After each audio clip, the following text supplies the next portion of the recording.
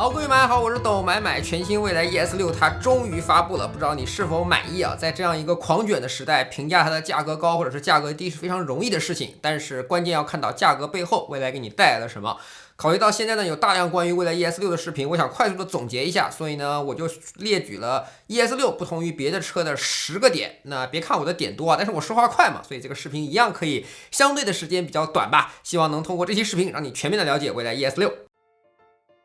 蔚来高度重视车辆的安全，自家的车型不管是 CNCAP 中保研还是 Euro NCAP 全部都能拿到5星。蔚来拿5星从来不是去应试的，像 ES6 同底盘的 ET5 对吧，中保研直接申请了撞副驾驶那一侧。有同学说为什么大家都撞主驾，蔚来申请撞副驾？因为很多车型主驾呢是驾驶员，驾驶员的安全策略做的更加多，但是副驾驶呢有一些车就会在这方面做一些偷工减料，而如果主动去申请撞左边撞右边都撞的，这个呢，基本上是对自己车的安全设计比较满意的车型。同样呢，本次全新蔚来 ES6 一样标配了远端气囊，这个国内目前法规并无要求，但是欧洲是有要求的，因为蔚来是一个全球化的车企，它的车型不光是要卖中国，也是要卖欧洲的中国跟欧洲的配置是一样的，同样都标配了远端气囊。你可以去看看 ET5 的碰撞视频啊，那个撞完之后，大家的评论是被气囊满满包裹的安全感。ES6 呢，虽然还没有进行中保研的测试，但是以蔚来这样不鸡贼，以蔚来这样在你看不见的地方都努力用心做好的车企，其实你是不用担心它的中保研测试成绩的。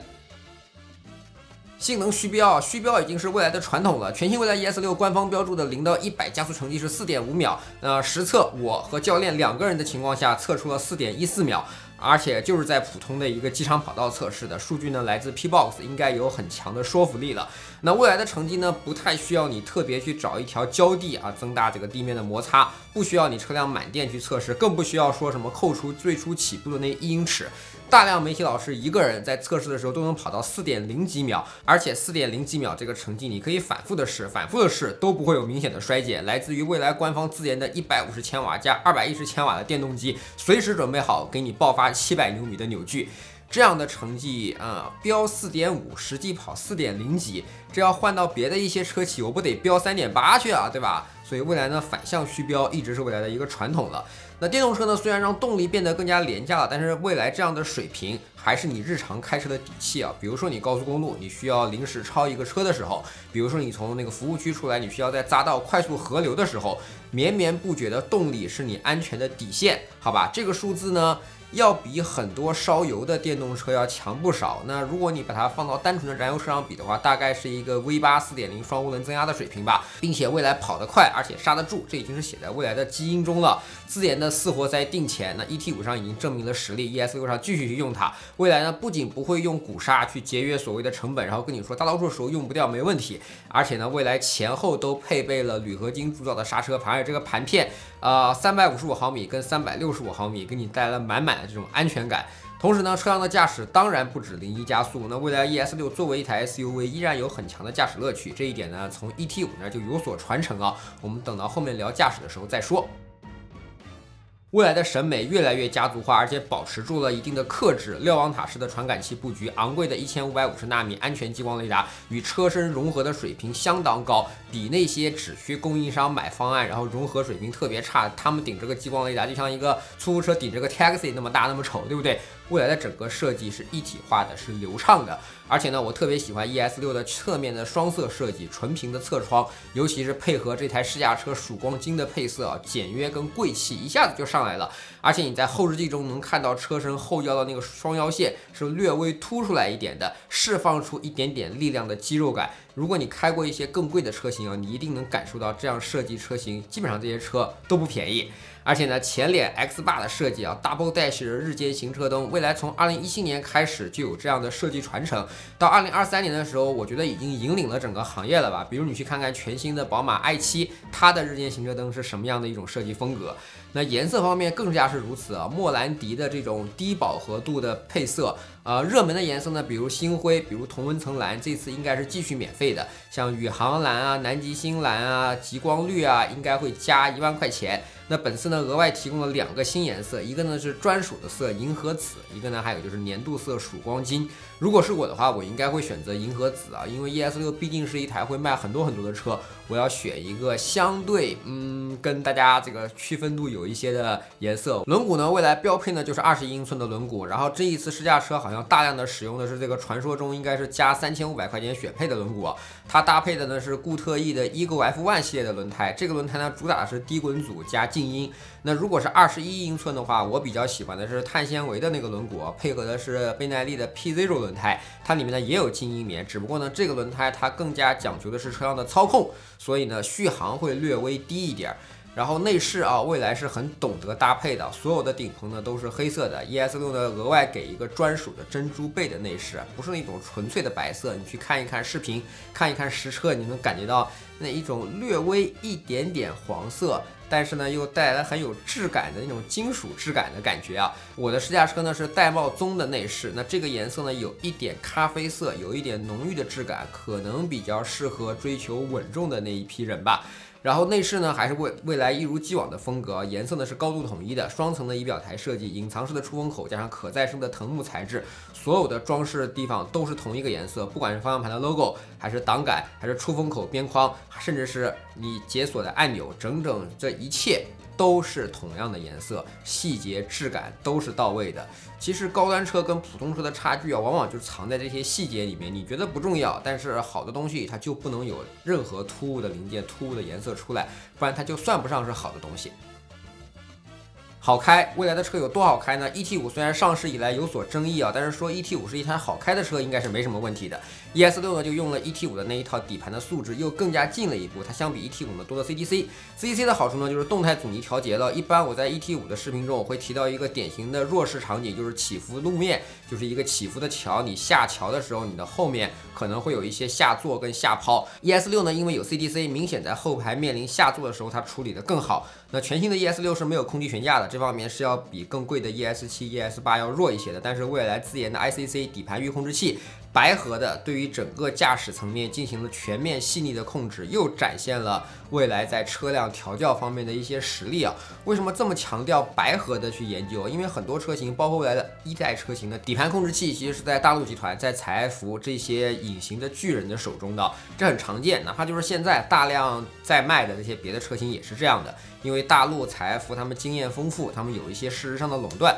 那车企呢想要调整的话，就不得不去找他们进行配合，那让他们去协调你的开发周期。蔚来呢从研发 ET7 开始呢，就下决心把 ICC 整个底盘控制域给它自研了，想怎么调就怎么调。这也是为什么我觉得 ET7 的空气悬架整个表现已经很快速的就超过了宝马 740Li 的原因啊。有了自研的 ICC 之后，蔚来所有的 NT2 车型上都会推送一个叫做舒适刹停的功能，官方名称叫RSS 智能舒适停车。那日常用到刹车，将车刹到将停不停状态的末端，你维持刹车踏板的高度不变，那这个车的刹车呢会自动往回收一点，让你的停车更加平稳。这个呢其实是利用刹车的总泵来实现的，那 CDC 起到一定的辅助效果。未来所有的二代车型，包括没有 CDC 的 ET5，都会在接下来推送这个舒适刹停。这个呢其实一定程度上也展现了蔚来好开背后的研发能力啊。当然了，诸如多种的驾驶模式，每一种驾驶模式都可以自定义转向力、自定义回收、自定义加速。其实配置与这个模式完全进行了解耦了，这也是一种自研能力的体现。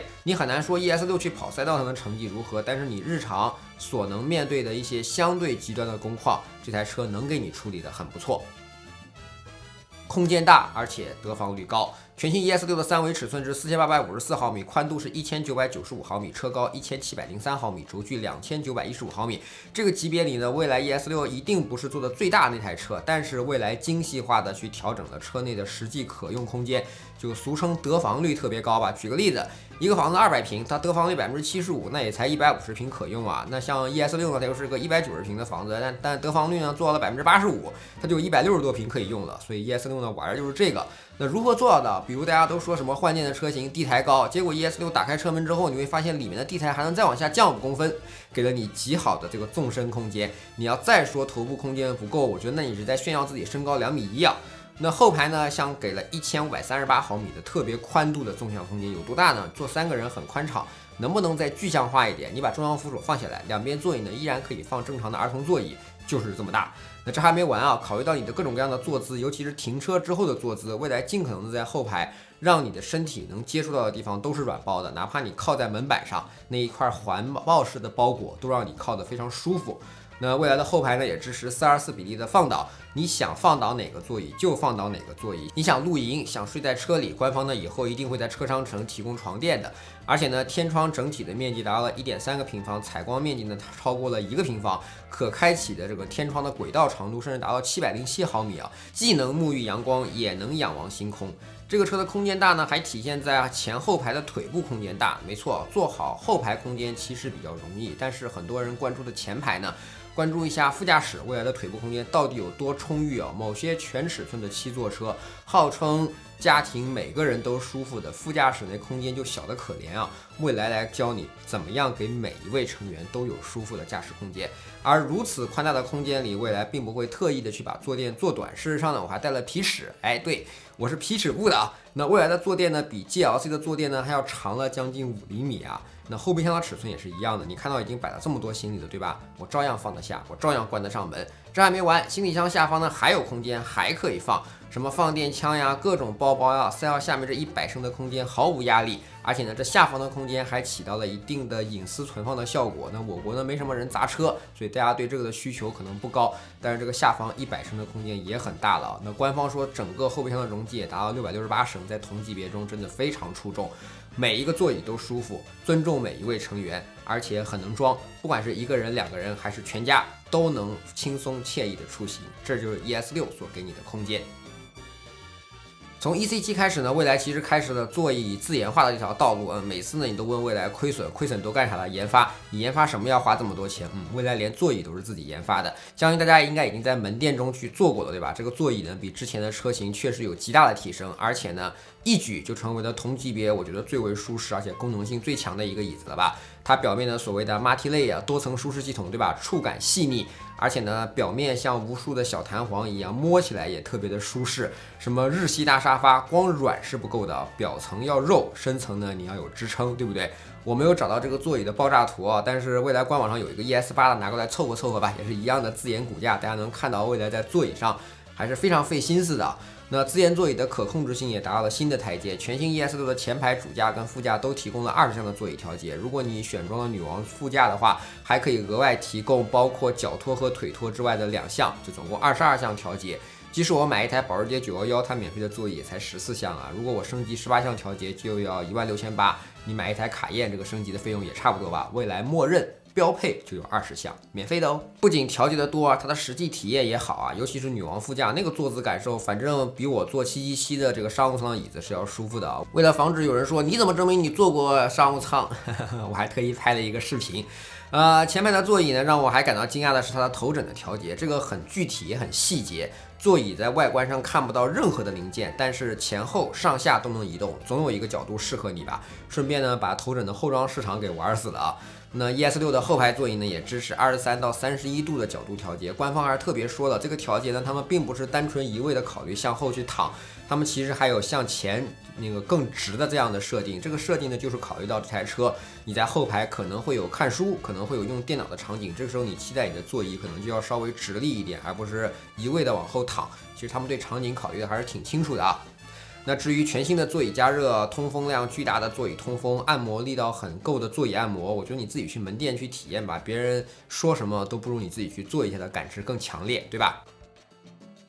蔚来的车呢，在基础的配置上从来不妥协，安全气囊不妥协，辅助驾驶也不会。1550纳米的安全激光雷达标配，4颗 Orin 芯片标配，电吸门标配，双层隔音玻璃标配，7.1.4全景声音响标配，1000瓦的额定功率，它不玩文字游戏，说什么峰值功率啊？蔚来呢就是这么诚恳的标出音响的额定功率，也会老实的按照主流的做法标自己是7.1.4。这些诚恳的背后，蔚来还做了更多实际的事情，比如我开 ET7 开了1年多了，蔚来每周呢都会为这套全景声上线新的专辑，让这个东西不仅仅只是一个参数，而是真正能让用户使用起来，能让用户户感受到愉悦的。我从来没见过哪个车企会自己用心的去维护一整套满足车主的音乐内容，只有蔚来做到了。而且呢，蔚来对于声音一向非常在乎的，不仅它努力的调音调好，车辆的设计呢也费了很多心思，比如门板下面的声学材料布置，你相比之下，你去看一看 GLC， 车主都花那么多钱选配柏林之声了，对吧？门板下面那么一大片塑料，